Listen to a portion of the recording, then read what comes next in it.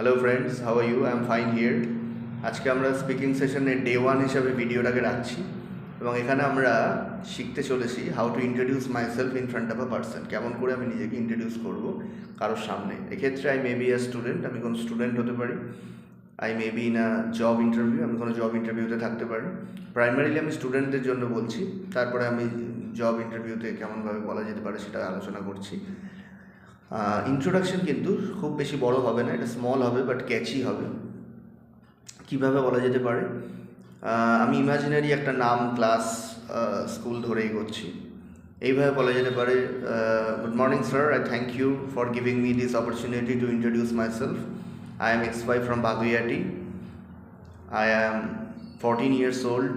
I read in class 8. The name of my school is XYZ School. I want to become an engineer in future. I am interested in learning new things and making a good personality and career. My hobbies are reading books and listening music.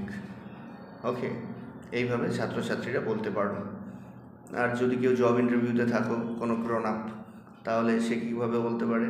সে বলতে পারে, good morning sir, I thank you for giving me this opportunity to introduce myself. I have completed my graduation very recently from the University of Calcutta. Now I am looking for a job. I am an honest, diligent, self-disciplined person. I can prove my mettle if given a chance. I want to join this company and make a very good career. Thank you. ওকে, এইভাবে করা যেতে পারে।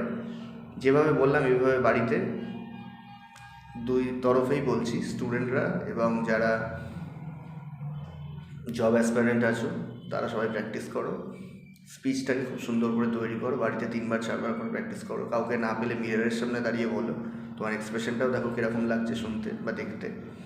ওকে, এইভাবে বিষয়টা কিন্তু তৈরি করো নিজেরা। Thank you. Hopefully we are meeting soon in the next video. Keep watching.